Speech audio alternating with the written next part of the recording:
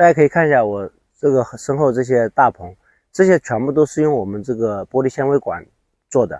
然后我们这个玻璃纤维管呢，就是总体的造价比热镀锌管要便宜很多。但是我们在这里也使用了已经6年了，也经历了好几次台风，就是说毫发无损了。